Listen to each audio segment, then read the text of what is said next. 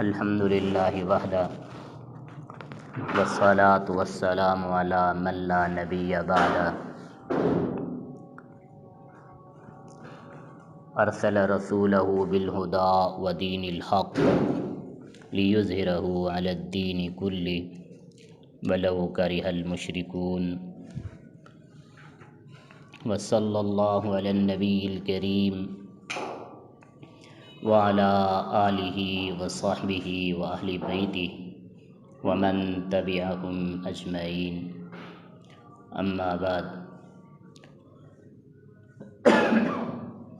अऊज़ु बिल्लाहि मिनश शैतानिर रजीम। बिस्मिल्लाहिर रहमानिर रहीम। अराअयतल्लज़ी युकज़्ज़िबु बिद्दीन फ़ज़ालिकल्लज़ी यदुउल यतीम वला यहुज़्ज़ु अला तआमिल मिस्कीन।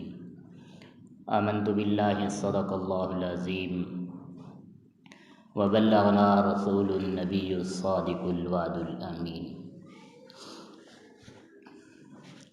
अल्लाहुम्मा सल्लि अला सय्यिदना व मौलाना मुहम्मद व अला आलि सय्यिदना व मौलाना मुहम्मदिन व बारिक व सल्लिम सुम्मा सल्लु अलैहि।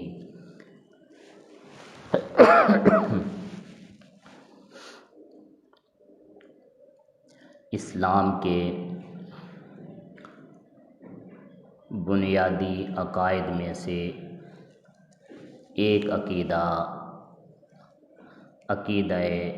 आखिरत है। अकीदा आखिरत कहते हैं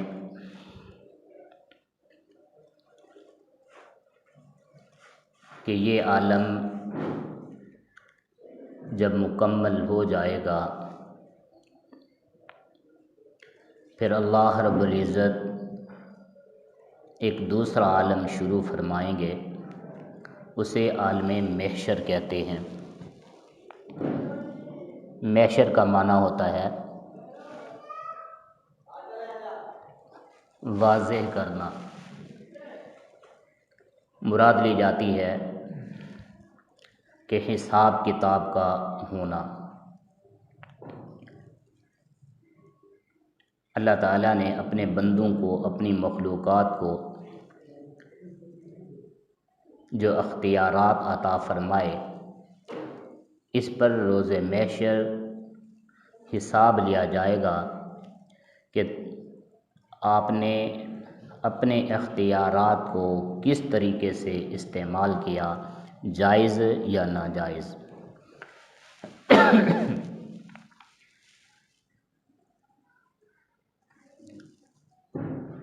और ये यौम हिसाब इतना तवील तरीन होगा कि क़यामत का एक दिन इस दुनिया के 50,000 साल के बराबर होगा।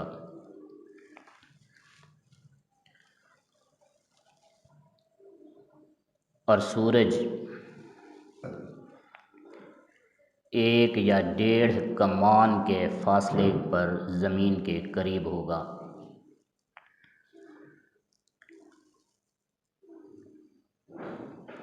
उस दिन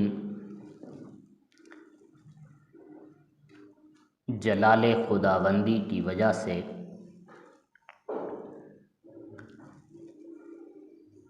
हर आदमी परेशान होगा और 3 मौक़ों पर तो कोई आदमी अपने किसी महबूब का साथ भी न दे सकेगा। सैयदा आयशा सिद्दीक़ा रज़ियल्लाहु ताला अन्हा फरमाती हैं,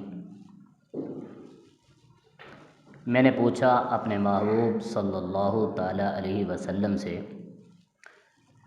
या रसूल अल्लाह, क़यामत के रोज़ कोई महबूब अपने महबूब का साथ देगा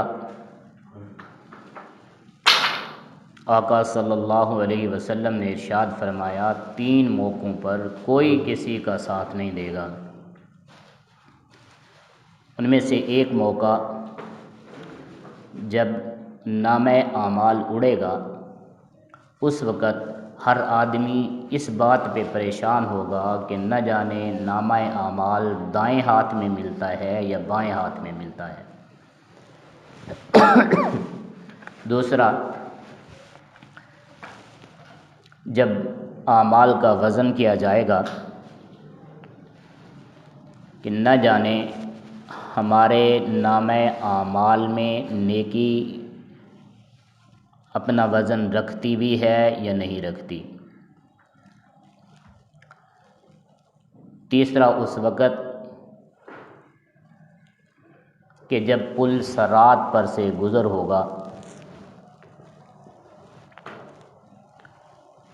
पुल सरात वो जहन्नम के ऊपर एक ऐसी पुल है, फरमाया जो बाल से ज़्यादा बारीक है, तलवार से ज़्यादा तेज़ है और उस पे खारदार गुरहें हैं।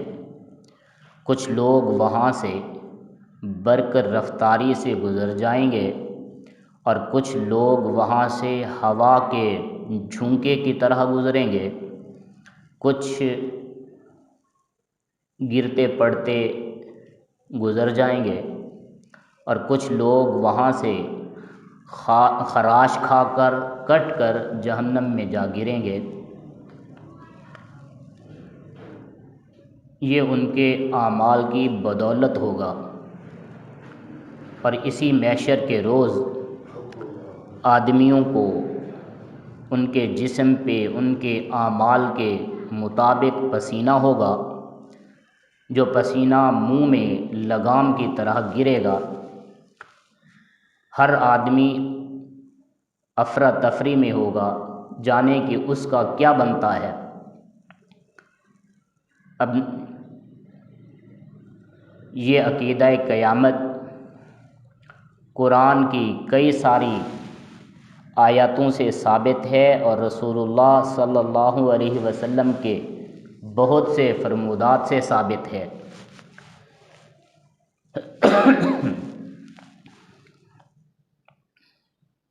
और इसी क़यामत के रोज़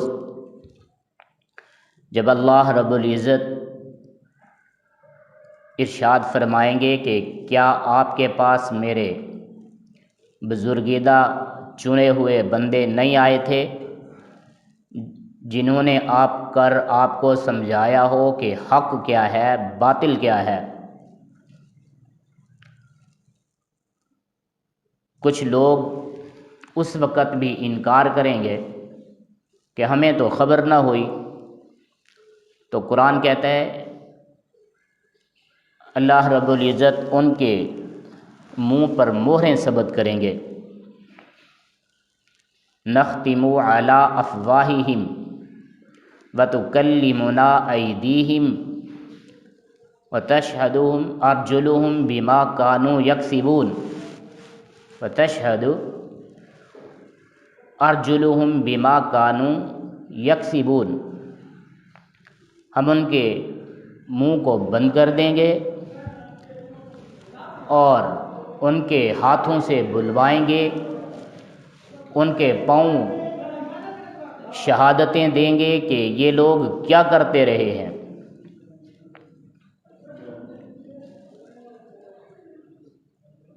महशर का अक़ीदा कुरान और अहादीस से साबित है, बावजूद इसके अक़ल से भी ये बात तस्लीम की जाती है कि ऐसा होना आईने करीने इंसाफ है। ज़रूरी अम्र है कि एक आदमी अल्लाह रब्बुल इज़्ज़त की फर्माबरदारी में अपनी उम्र का तमाम तर या अक्सर तरीन हिस्सा गुजारे। उसके मरने के बाद अगर क़यामत रोज़े जज़ा व सज़ा न हो तो अवामुन नास का ये कह देना कि ये बड़ा बेहतरीन और नेक आदमी था, ये उसकी इबादत का अजर नहीं है। इसी तरह एक आदमी ज़िंदगी भर बुराई करता रहे, जुल्म करता रहे, फसाद फैलाता रहे, उसके मरने के बाद लोग यूं कहें कि ये बहुत बड़ा कमीना, बुरा, जालिम आदमी था,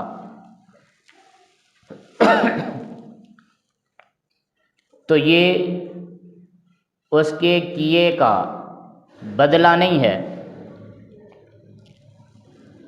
यूं कहने से साहिबे हक को हक नसीब ना होगा। तो ज़रूरी है कि जिसने ज़िंदगी अच्छे आमाल में गुजारी हो उसे उसका इनाम तो मिलना चाहिए ना, और जिसने ज़िंदगी बुरे कामों में गुजारी हो उसको उसके आमाल की सज़ा भी मिलनी चाहिए। तो अल्लाह रब्बुल इज़्ज़त ने यौम महशर इसलिए इनकाद फरमाया कि नामे आमाल का वज़न करके आगे उनके आमाल के मुताबिक, हिसाब के मुताबिक जन्नत या जहन्नम उन्हें अता की जाए। जहन्नम जो है वो बिअसल मसीर, बहुत बुरा ठिकाना है, और जन्नत जो है वो इनामात का मरकज़ है। दुनिया में इंसान जो सोचे कि ये भलाई और ये इनाम बेहतर है, वो जन्नत में जाकर इससे हज़ारों गुना ज़्यादा बेहतर इनाम देखेगा।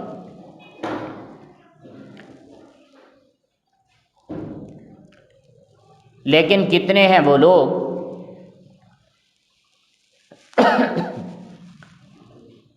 जो अल्लाह की तौहीद के मुनकिर हैं? कितने हैं वो लोग जो रसूलुल्लाह सल्लल्लाहु अलैहि वसल्लम की अज़मत और नबूवत और ख़त्म नबूवत और ख़त्म रिसालत के मुनकिर हैं? और कितने हैं वो लोग जो रोज़े क़यामत के मुनकिर हैं? अल्लाह रब्बुल इज़्ज़त ने महबूब सल्लल्लाहु ताला अलैहि वसल्लम को जब मुनाफिक लोगों की पहचान करवाई कि मेरे महबूब ये लोग मुनाफिक हैं, ये दिल से ईमान नहीं रखते, ये मुसलमानों में घुसकर उनकी खराबियां करने पे तुले हुए हैं, तो उन निशानियों में से एक निशानी ये भी बताई, फरमाया अराइतल्लज़ी युकज़्ज़िबु बिद्दीन, महबूब क्या आपने देखा है उस शख्स को कि जो रोज़े जज़ा का मुनकिर है, क़यामत के रोज़ का मुनकिर है? फ़ज़ालिकल्लज़ी, हाँ बस ये वो है, यदुउल यतीम, जो यतीमों को धक्के देता है। यतीमों को धक्के देना रोज़े महशर के साथ इसकी क्या निस्बत है? यही है कि यतीमों के साथ हुस्ने सलूक करने का हुक्म अल्लाह रब्बुल इज़्ज़त ने नसे कतई में इरशाद फरमाया।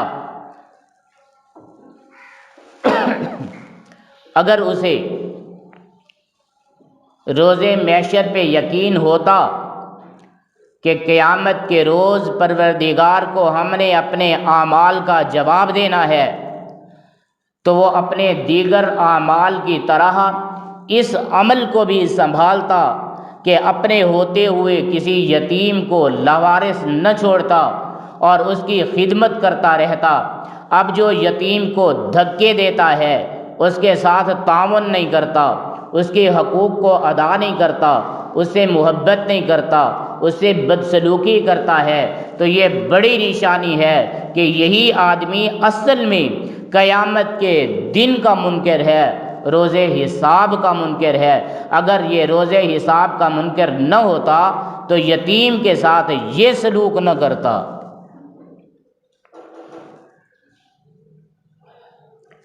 फ़ज़ालिकल्लज़ी यदउल यतीम, क़यामत का मुनकर वही है जो यतीमों को धक्के दे रहा है।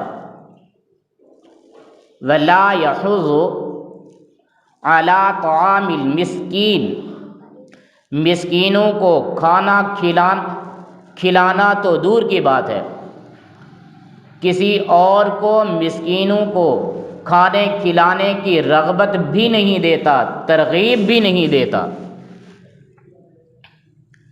जो दूसरों को तरग़ीब नहीं देता कि गरीबों, यतीमों, मिस्कीनों को उनके साथ ताउन किया जाए, तो वो आदमी खुद किस तरह उनके साथ ताउन करता होगा।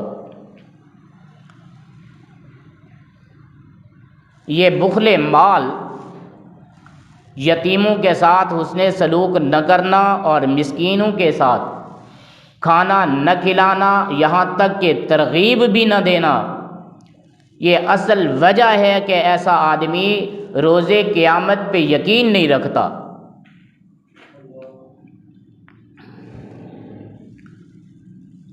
और आप देखोगे कि यतीमों को धक्के देता है, गरीबों को खाना खिलाने की रग़बत नहीं करता, बावजूद इसके नमाज पढ़ता है, हालांकि वो ज़कात नहीं देता। ज़कात देता होता तो इसके दर से यूँ यतीम रो गिर जाता। वो जो देता है ज़कात की निस्बत करके, असल में ज़कात नहीं, रियाकारी है। वो तो अपने नामो नमूद के लिए देता है, अपनी इज़्ज़त व जाह के बयान के लिए देता है, और उन लोगों को देता है जो मुस्तहिक नहीं है, मगर दुनिया में शोर मचाते फिरते हैं कि फ़लाँ आदमी सखी है, फ़लाँ आदमी सखी है। अपनी सखावत का चर्चा कराने के लिए देता है। साहिब हक़ जो यतीम है, जो मिस्कीन है, उस साहिब हक़ को ज़कात न देकर फिर भी ये बंदा नमाज पढ़ता है। यही तो मुनाफ़िक़त है। अगर तेरे दिल में, इसके दिल में ईमान होता, अल्लाह की मोहब्बत होती, रसूलुल्लाह की मोहब्बत होती, क़यामत का खौफ होता, नामे आमाल के तराजू में तुले जाने का खौफ होता, तो ये नामो नमूद के लिए खर्च न करता, बल्कि अल्लाह की मोहब्बत में और साहिब हक़ को हक़ अदा करता।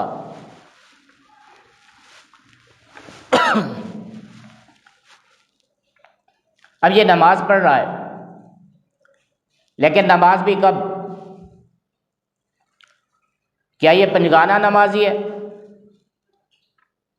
अगर ये पंजगाना नमाजी होता तो ज़रूर खैर के आमाल को अख्तियार करता, इसलिए कि इन्ना सलात तन्हा अनिल फहशाई वल मुनकर, नमाज मुनकरात और बेहयाई के आमाल से बचा ही लेती है। अगर ये सही तरीके से अल्लाह की रज़ा की खातिर नमाज पढ़ता होता तो ये आदमी मुनकरात को छोड़ चुका होता, हसनात को इख्तियार कर चुका होता। नमाज पढ़ने के बावजूद भी यतीमों को धक्के देता है, मिस्कीनों को खाना नहीं देता, यानी साहिब हक़ को, साहिब ज़रूरत की ज़रूरत को पूरा नहीं करता, तो ये नमाज क्यों पढ़ता है? फिर ये नमाज अल्लाह की मोहब्बत के लिए नहीं, लोगों को दिखाने के लिए, रियाकारी के लिए पढ़ता है।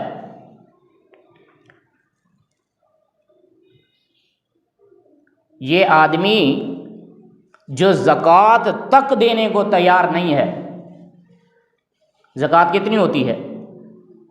40वां हिस्सा, 100 रुपये पर 2.5 रुपये ज़कात है।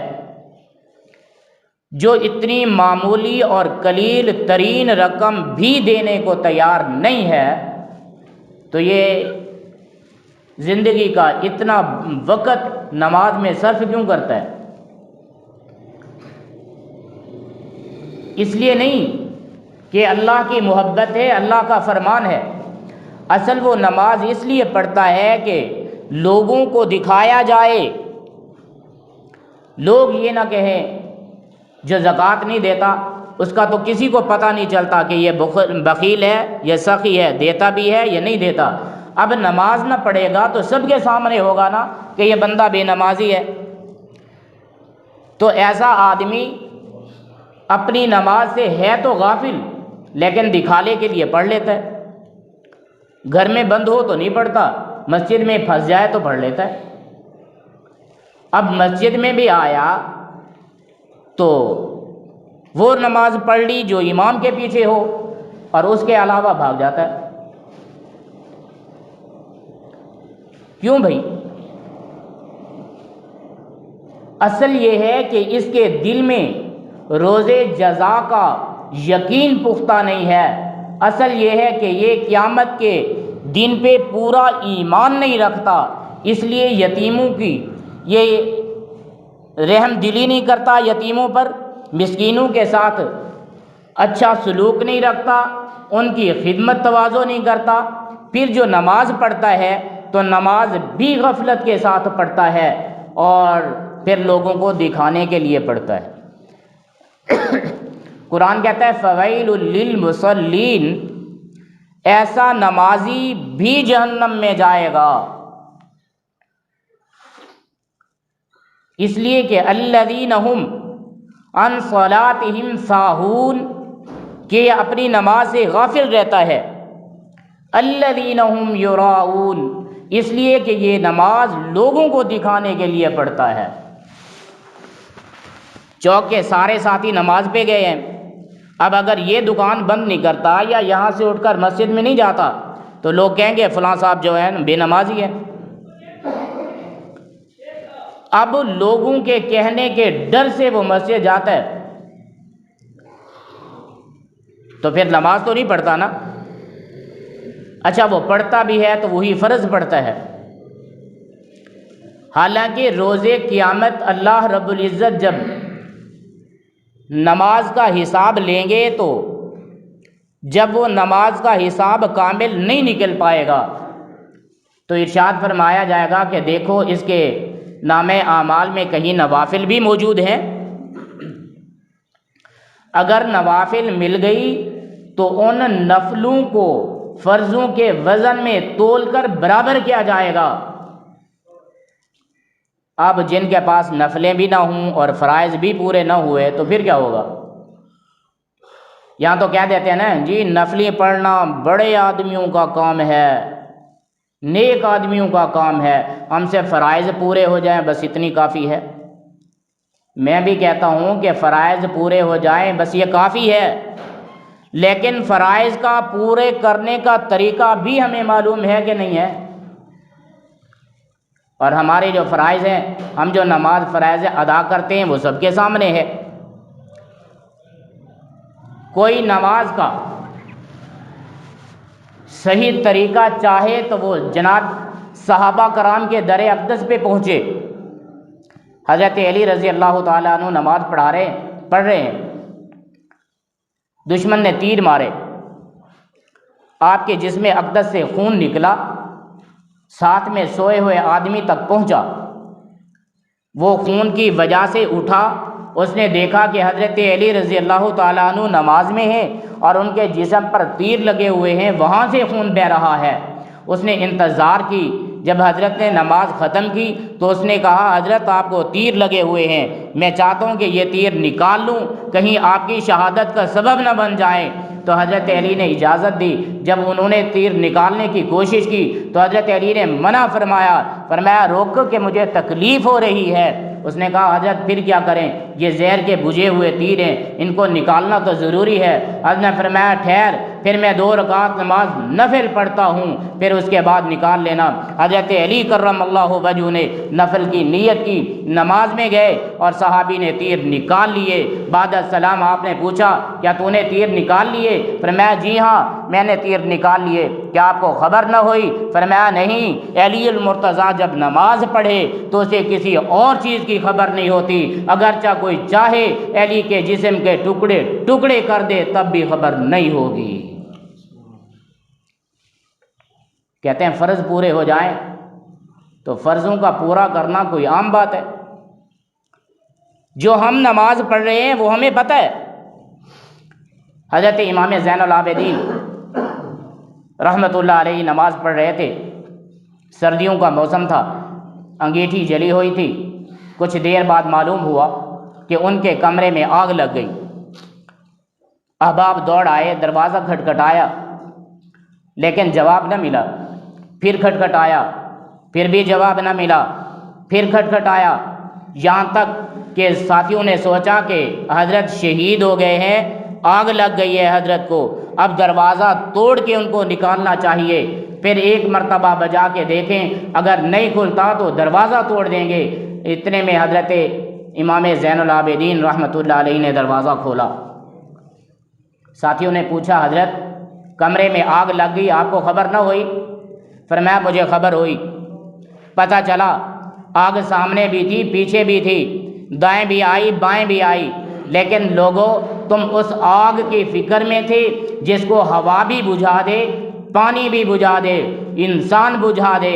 मैं उस आग की फ़िक्र में था जिसको अल्लाह की रहमत के सिवा कोई चीज़ नहीं बुझा सकती।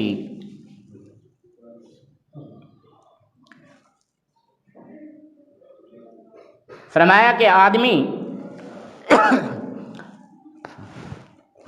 जो नमाज लोगों को दिखाने के लिए पढ़ता है और अपनी नमाज गफलत के साथ पढ़ता है, ऐसा आदमी भी क़यामत के रोज़ बर्बादी का सबब होगा, जहन्नम में जाएगा। और इसलिए जाएगा यमनऊन अल माऊन, कि वो इस्तेमाल करने की चीज़ें भी किसी को देने के लिए तैयार नहीं है। माऊन कहते हैं आम चीज़ को, कलील चीज़ को। जिस तरह घर में इस्तेमाल करने की चीज़ें होती हैं, बर्तन होते हैं, झाड़ू होते हैं, इस तरीके से दफ्तर में पेन पेंसिल होती है, ये तक चीज़ें देने को आदमी तैयार नहीं है। बुखल का ये आलम है। नमाज पढ़ना तो दूर की बात है, उसके दिल में कंजूसी का ये आलम है कि वो आदमी कलम, पेंसिल और झाड़ू, गिलास तक देने को तैयार नहीं है। हज़रत अली रज़ी अल्लाह ताला अन्हु, हज़रत इब्ने उमर रज़ी अल्लाह ताला अन्हु फरमाते हैं, यमनऊन से मुराद ज़कात है, क्योंकि ज़कात कलील चीज़ है। जो आदमी ज़कात भी अल्लाह रब्बुल इज़्ज़त के लिए यतीमों और मिस्कीनों को देने के लिए तैयार नहीं है, ये आदमी जहन्नम में जाएगा। असल इसकी वजह यह है कि इसके दिल में खौफ़े क़यामत नहीं है, खौफ़े अदल नहीं है। ये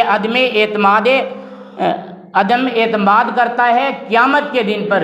इसलिए अल्लाह रब्बुल इज़्ज़त ने फरमाया, ऐसे आदमियों को दुनिया में देख लीजिए कि ये क़यामत के मुनकिर हैं, लेकिन जो आदमी क़यामत का मुनकिर भी हो या क़यामत पे एतमाद भी करता हो, हम ये नहीं करते कि जो आदमी मुनकिर हो उसे छोड़ दें, जो एतमाद करता हो उसे पकड़ लें। फरमाया नहीं, रोज़े जज़ा, रोज़े क़यामत वो अटल फ़ैसला है कि जिस तरह तौहीद का इनकार कुफ्र है, जिस तरह रिसालत का इनकार कुफ्र है, इस तरह रोज़े जज़ा का इनकार भी कुफ्र है। और जो अल्लाह की तौहीद का मुनकिर हो, अल्लाह उसको माफ़ नहीं करने वाले। जो रसूलुल्लाह की ख़त्म नबूवत और नबूवत के मर्तबे का मुनकिर हो, उसको भी अल्लाह माफ़ करने वाले नहीं है। जो रोज़े जज़ा का मुनकिर हो, वो भी किसी माफ़ी का मुस्तहिक नहीं है। अल्लाह रब्बुल इज़्ज़त हमें सही अक़ाइद, सही ईमान और सही आमाल नसीब फ़रमाए। अल्लाह ताला हमें ज़िंदगी गुजारने की यूँ सआदत अता फ़रमाए जिस तरह अल्लाह रब्बुल इज़्ज़त ख़ुद चाहते हैं या रसूलुल्लाह सल्लल्लाहु अलैहि वसल्लम ख़ुद फ़रमाते हैं, वमा अलैना इल्लल बलागुल मुबीन।